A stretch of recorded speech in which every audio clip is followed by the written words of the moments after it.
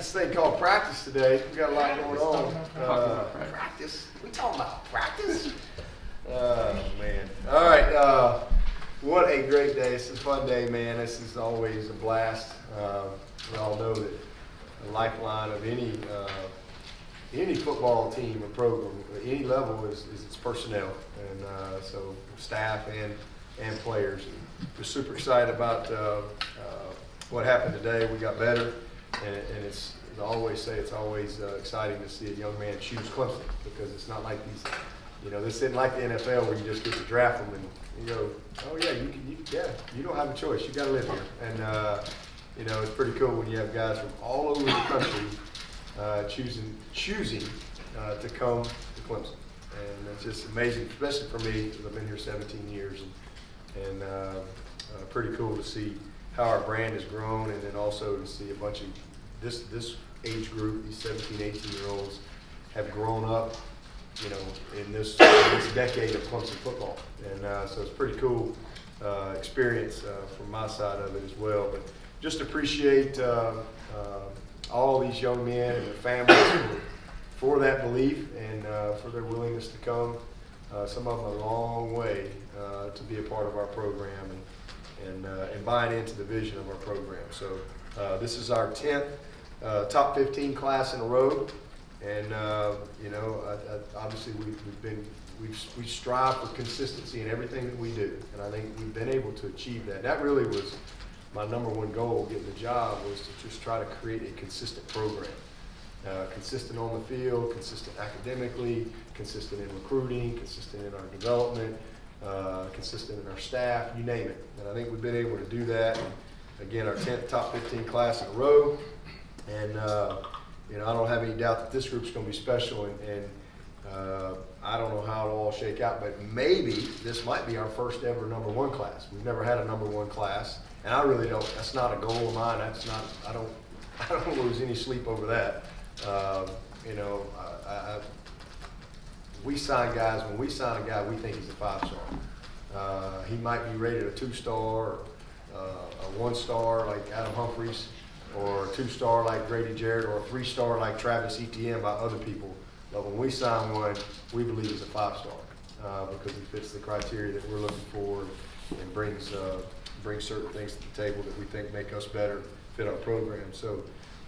But maybe we get our first ever number one class. I don't know, but I think if we do, it's just a credit to the young men, and it just shows that, first of all, how our brand has grown, but also just so happens that the best players in the country this year are great fits for Clemson, and we were great fits for them. So I think that that's really what that says more than anything. But last year we graduated the winningest class in college football history. They left here with 55 wins, and this group this year they got 54 wins right now, and hopefully 2 more games to go. They could leave here as the winningest class in the history of college football and stand alone in that regard. So when you're graduating people like that, you better have quality coming in the door, because they're leaving and they're taking all that with them. So I think that's a huge focus of ours, and it's critical that we continue to replace great people with more great people. And I think we've been able to do that with this group. I think 16 of these guys are going to be mid-years. I anticipate signing 23 today, and 16 of them being mid-years. Most of these guys have been committed for a long time, spring, summer. Some of them have been committed since the 10th grade. But we met all of our critical needs, and that's kind of how we go about recruiting. We're very specific. I try to hold everybody accountable. I give them kind of their direction, if you will, as far as, hey, you got, all right, Streeter, you get 1 spot, you get 1. You better make it count. And guess what? This is it. We're not going to go sign other guys. We're not jumping in and recruiting the portal. We're not doing any of that. So you better be right. And so we're very committed to the due diligence of trying to get the right people here. And I think we've been able, again, to do that for sure with this group. And we got a really talented team that's going to be coming back next year for sure. I mean, we're one of the youngest teams in the country. I think we played the most freshmen in the country. And so, we got a really talented group that'll be back next year. And so to be able to add 16 mid-years to that is going to be great. And the addition of this rest of this class, I think, just continues to allow us to have the type of competitive depth on our practice field and in the games that have helped us build a great program. So offensively, I anticipate signing 12 guys, defensively 11, and and then also kind of a unique situation. Soccer signed a kicker today. Soccer signed a soccer player today. And Noonan, I just saw Noonan. I think they're still doing cartwheels, all across campus because they literally got. I mean, I described him as a Trevor Lawrence, a Deshaun Watson to soccer in Tanner Tessman.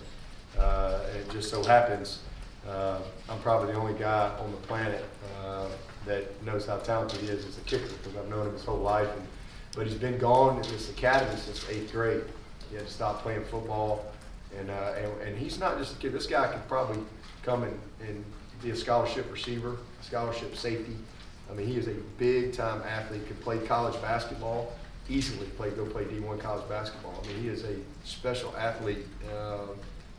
Just one of the best I've ever seen, to be honest with you. And soccer's getting something special, but that's also going to allow us to. And Noonan did a great job recruiting him. So it's going to allow us to have another two-sport guy in our program, and man, is he gifted. I mean, just really unbelievable. I've never seen a guy kick a ball, 60-something yards right-footed and then turn around and kick it 50 yards left-footed. It's pretty amazing. So excited about that and what he'll bring to both sports. But our brand is strong, 12 states. I think now that I've been the head coach, that's 25 states that we've got young men from. So our brand is really strong, and we're even looking at guys outside of this country. So just thankful and appreciative. A lot of effort, a lot of hard work by a lot of people. Our staff does an amazing job, and man, Jordan Soles has done an incredible job of kind of the nuts and bolts of our recruiting.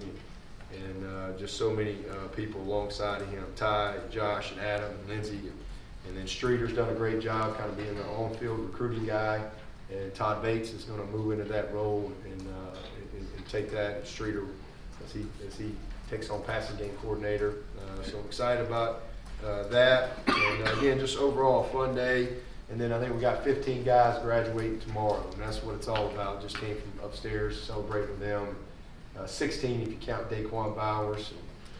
Just really pumped for all those guys. But with that, take some questions. Got to get back to work on this Fiesta Bowl. But any questions y'all got? Could you speak on Todd? Poetry guy. Yeah. Was he kind of that natural fit to go into that role, considered not only how well he's done on the recruiting trail, but just how he interacts with people? Yeah, I just think he earned it. He's been with me now 3 years, I think, and just earned it. I mean, it was just opportunity to promote him, recognize his tremendous efforts. He's done a great job coaching our defensive line. And his first year, he had the whole D line, and then the last couple of years, he's had the D tackles when we were able to get ski on the field. So, just has done an unbelievable job. He's relentless and passionate in the recruiting world. He'll free Streeter up to really focus a little bit more on the passing game and just some of the day-to-day things that go on in recruiting. So just happy for him. And yeah, it's just a natural fit. Coach, I heard both you and Tony Elliott compare DeMarcus Bowman to C.J. Spiller. And I know you don't make that comparison lightly. Did you talk to DeMarcus much about making that comparison? And has C.J. talked to him at all? I don't know if CJ's ever made it. I'm not sure about that, but oh yeah, I told him. I mean, the first time I watched his tape, that's what I told Tony. I said, "That's Spiller." I mean, I didn't know if I'd ever see a guy like that again. That's what he looks like. I mean, he is unbelievably fast and explosive and gifted catching the ball and all those type of things. I mean, just a really, really good player. Tough, well coached. Comes from one of the best programs in the state. Coach Castle's a legend down there in Florida. First time we've got one out of Lakeland. I mean, that's a hard place to go in there and get a guy and to be the best running back in the country. I mean, this guy's great. And then to be able to get Kobe, Kobe is a sledgehammer. I mean, he is a relentless runner. And so I just think that Tony knocked it out of the park with these two guys for sure. Yeah, but what are people going to see out of DJ? We young Lele. Yeah. Very nice. We young Lele. So we're all get together on that practice this summer before. Well, no, y'all got to get busy. He's going to be here in January. Yeah. Just, I put it in my phone like hooked on phonics. Like I put it in there like it sounds. Like if you're writing it in Alabama, I just wrote it. Looks really. I hope he never sees my phone and how I wrote his name. That's just how I can learn it. So I know how to say it. But he's right at 6'4", 240 something pounds. I mean, and looks lean. He's everything that the great ones we've had, just bigger. I mean, he's not 6'6" like Trevor, but none of those guys are 240 pounds. I mean, he can run like as well as anybody we've had. Trevor, Deshaun, both those guys can run. And this man, he's special with his arm and his legs like those guys. But just an unbelievable young person. Just humility, knew exactly what he wanted, and just unbelievable family structure. Very strong family. His mom Tasha and his dad Dave. And, I mean, just a special young man. I mean, all you need to know is, listen, he's coming all the way from California. First time we signed back-to-back players from California, by the way, ever in the history of the school. And so this speaks to our brand. But, he knows we got a guy named Trevor Lawrence that's going to be back next year. And we got a guy named Chase Bryce. We got a guy named Puma John. But he's like, look, I'm coming to Clemson. Just a very humble young man. Just no entitlement, no drama. Been committed a long time and really knew the first time. I asked him when he committed to me, when did he know? And he told me, he said, Coach, I knew the first time I came to Clemson that this is where I was supposed to be. And just very focused. He didn't even go to the Elite 11. He didn't go to the Elite 11 this summer. How many kids pass up on all that type of stuff? He didn't go because he felt like, it was going to take him away from his team and what they wanted to accomplish, because they had not beaten modern day in forever. And man, he came back and led his team to state championship and kind of the national championship of high schools in those last two games. But that's what he came back to. So that just speaks to his focus and he's a very selfless young man. Team. He's got a strong faith. I mean, he's a breath of fresh air. It's really the only thing I can say. But he's got a skill set that's just special and unique. Some similarities to some of these guys that we've had, but he's unique in his own way. And I'm excited to see him. And I bet you we have a sellout for the spring game. We don't sell anything, but I bet you we have a packed house for the spring game to see him out there. It's going to be fun to see these quarterbacks sling it. So I'm excited about it, and great addition. Coach, a lot of versatility out of Brian Brzee, and then he can play a three technique, first, second down, maybe move out to end on third if he needed to. Yeah, Brian Brzee is I'll just give you the perspective, but he's Christian Wilkins, athleticism, dynamic, kind of freaky athletic for a big guy like that, and but he's stronger and more heavy-handed and maybe a little more violent at this stage coming out of high school than Christian was. And we all know who Christian was and how he impacted us as a freshman. But yeah, he's just a very versatile player. You just don't see many big people that can move. And he's lean. Like, you look at him, you can't believe, that he's a 300-pounder. I mean, he can flat out move. Another great family, and another very humble young man. First guy in this morning is Brian Brzee. Maybe a question for later, but the logistics of Testament with football season and. Oh yeah. It's a good one for later. But the good news is I got a lot of experience with it because I've had I've had baseball players, I've had track guys, I had Newt who played basketball, you know, I've managed that, and you know, there's a lot of coaches that talk about it. Sounds good in the recruiting process, but actually having a plan and really understanding how to manage it, that's a different deal. And I got a lot of experience with it, and I've even had a soccer player, you know. Buck Holtz was my first kicker. He made a few good kicks around here. I mean, Buck Holtz, I mean, Tanner's, he's getting ready to live the dream around here. He can be like a rock star, and that's kind of how Buck Holtz was. Buck Holtz was like, you know, I mean, we're having to fly him like on a private plane to play in a soccer game on Friday night, and he shows back up with the team on Saturday, and he's kicking field goals for the Tigers. I mean, what a cool experience Buck Holtz had, and but Tanner's special. He's a special talent, and it'll be fun, you know. And obviously we got a lot of time. We got BT. So it's going to be a junior next year, but you know, Tanner will come in and compete right out of the gate. There's no doubt, because that's just his DNA. That's just how he's wired. You know, he'll you know, gear things toward the easy thing too. It's not like he's playing soccer and then he's trying to play wide out.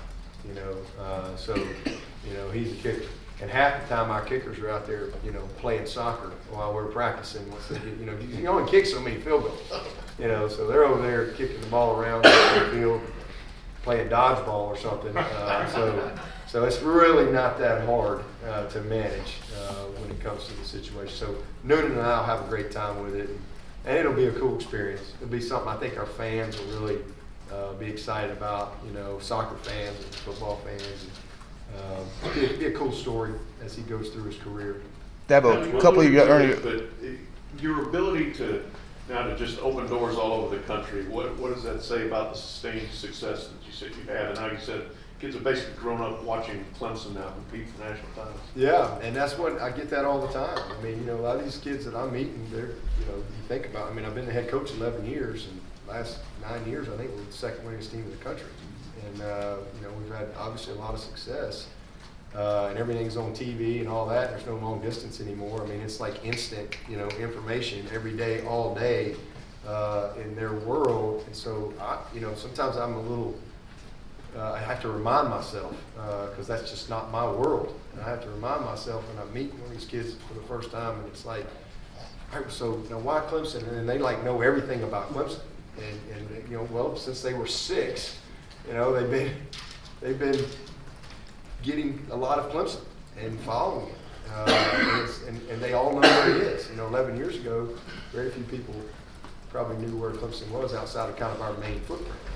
But now, I mean, literally, we have kids that reach out from all over the country, and a lot of them have a lot of offers, but we haven't offered them, and you know, so we'll say, well, yeah, well, take a look at your tape and come look at it, and it's just, I think it speaks to certainly our program, the culture, the consistency that we've had in our program, the continuity that we've had, but also it's a compliment to just Clemson. I mean, because it's one thing to have a great football program and all that, but it's another thing to have a great place to live. I mean, a wonderful university to go to school at. I mean, it all has to go together, and people come here, and it's special. I mean, our location, what we're surrounded with the mountains and the lakes, and 2 hours from Atlanta and 2 hours from Charlotte. And Greenville is one of the best cities in the country. It's just, you know, we've got a lot of great natural resources that I think are just built in for us, you know, and then that goes along with our program and the consistency that we've had. And I think, you know, when you see, I mean, we've been 8 out of my 10 years top 10 academically. 8 out of the last 9 years we've been top 10, us, Duke, and Northwestern. And we won the AFC Academic Achievement Award this year, 2nd year in a row. We've had a Campbell Trophy. And so there's a high value of education woven into the DNA of our program. And that resonates, you know, with the people who are looking for what we offer. And so it's really cool to be able to have a brand that really we can go all over we can go out of the country and people recognize that Tiger Paw. I think that's pretty good. Yeah, but One quick update from recruiting and compliance. We have another player that we can announce if you'd like. Oh, Canada. well, there you go. We've gone international.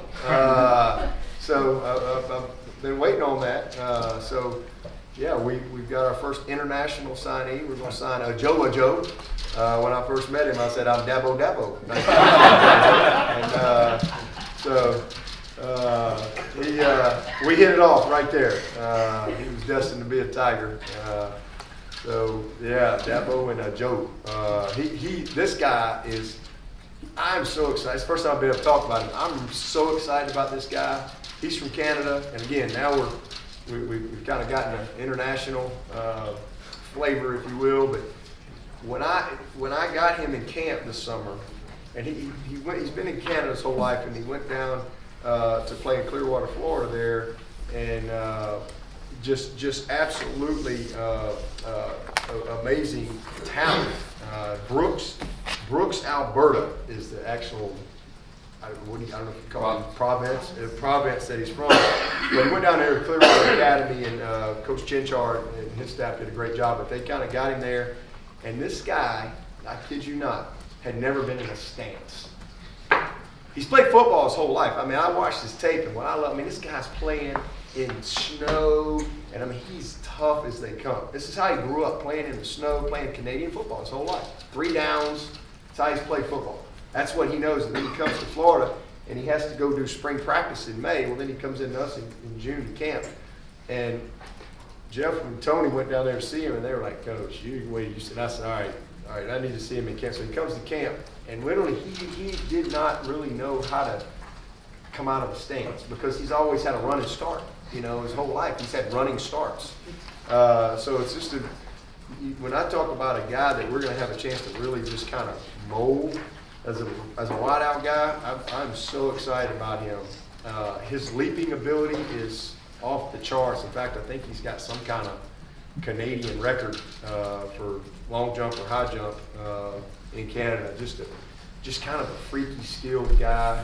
Super excited about him, and man, between he and EJ, we got two real stallions right there that gonna keep us as a pretty good wideout league for a while. So, really excited about it. Coach, Well, couple players. I was gonna ask about Fiesta Bowl related and how much you knew of Ryan Day before this experience.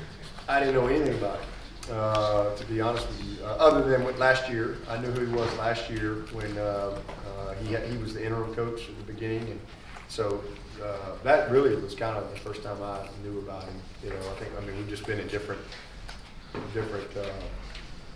worlds, you know, and just didn't know who he was until that. But obviously, he's done an unbelievable job. I mean, amazing. Not easy to step into that situation last year, and then to have to replace Urban Meyer, to be the guy to follow such a great coach like Urban, and I mean, that's not easy. And then also you go undefeated in your first season, and it's just a lot to navigate, you know, as a head coach, and lots of expectations and those type of things. But he's done an unbelievable job. They're a great team, complete team. Really no weakness. Did you get a chance to talk with him at all in Atlanta? I did. He didn't make it to the press conference, so we had an empty seat there next to us. But I got a chance to spend a little time with him after that, and he super nice guy, and like him, you know, just talking to him and interacting. He's got a good perspective, and you know, we talked a little bit about our prep and stuff, but you know, he's I think obviously a great coach. I went back and revisited a story I read a couple of years ago when Jay Guillermo came in, and in June camp you had 1 or 2 commitments for that year, Oh, yeah. heading into June camp. Now everybody's committing so early. Number one, does that mean you have to hit on these guys even earlier in the process? And how much does that play into your policy of, I'm not going to offer them until they are a junior, Yep. even though guys like DJ's little brother was getting offers from LSU as a freshman and other schools? Yeah, well, our policy's not changed. You know, it just means that we've got to, you know, do a very, very good job and don't be pressured by all that stuff. I'm always saying, oh, let's pump the brakes. If we take a guy early, it's because we know. You know, I mean, it's just, you know, I mean, Capehart. He was my first commit in this class, but I knew him. I mean, you know, he'd been in. I think it was like maybe spring of his sophomore year, I believe, going into his junior year, and he'd been in camp. You know, I knew it. Deshaun Watson, sophomore year, I knew it. You know, but that's just, I need to, that's how we protect our program, is just making sure that we know enough about these guys. You know, I just think when you rush those things, you know, and you don't know, they don't know enough about us.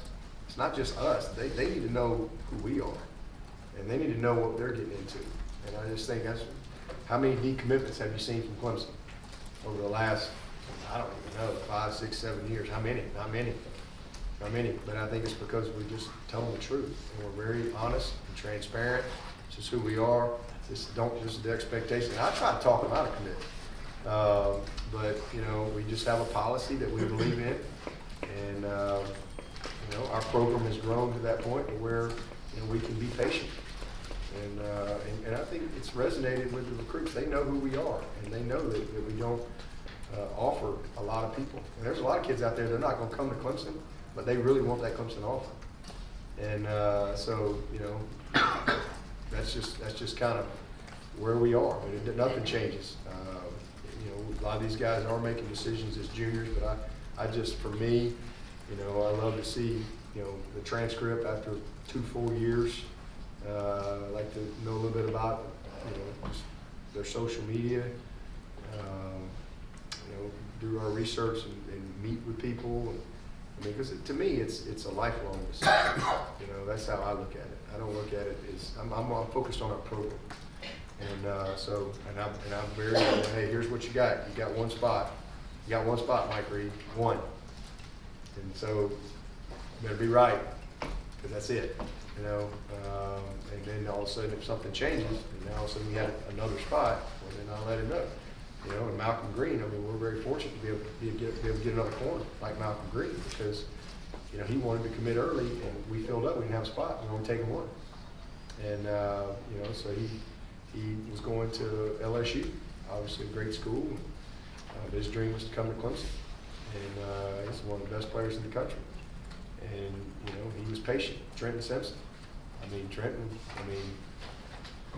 it's unbelievable. And I didn't have a spot for him. He was patient, and it worked out. And I think that speaks to who we are as a program and the transparency that we have in the process. And so, you know, nothing's really changed for the A couple players didn't committed earlier in the process. Walker Parks, Trey Williams. Your thoughts on those guys? Yeah, love Trey.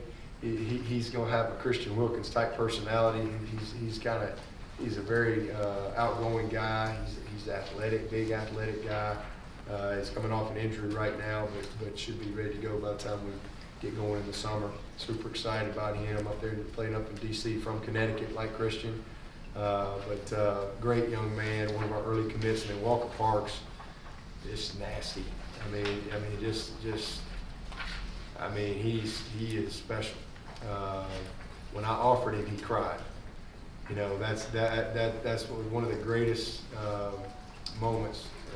You know, to see this kid come in here and grind in our camp a couple of years in a row, and to be able to offer him a scholarship that he just flat out earned, and to just see his passion for wanting to be at Clemson, his passion for trying to earn that scholarship, pretty special. And he's gonna be a great player, man. Great leader too. Gavin, do you have any Our last idea question here. if Paul Tio will play guard or tackle to start off with? No, I mean, those guys, that's the one thing I'd say is and Robbie's done an awesome job, is we've recruited diversity in our offensive line, meaning guys that can play tackle, guys that can play guard. And you just look at the guys that we have right now and how we cross-train guys. I mean, you know, right now, Tremaine Ankrum could go play start guard for us because he practices at guard. He works. He snaps every day. You know, we have a lot of versatility within that offensive line as far as being able to move guys around. And we don't ever know till you get those guys in here and you start coaching them. And, you know, we don't really label any of them. We just call them all offensive linemen. And, you know, from time to time you'll get a guy that you say, hey, you know, like Mason Trotter, he's not going to play tackle for us. He's definitely a center guard. But, you know, a guy like Tio, you know, some of these, Brian Tucker, Mitchell, Walker, we got all these guys, Trent, Trent brings a lot of versatility. I mean, they're gonna, we'll get the best 5 in the right spot. And, you know, so not labeling anybody at this point. All right. Sweeney Thank you, Veterans Coach. counts even now, huh? What's that? Yeah, Sweeney yeah, Veterans. yeah, man. T-Bone's gonna be awesome. I think he's as good a football player as there was in this state. He plays safety like his dad coaches defense. It's gonna be a lot of fun with him. All right, see y'all later.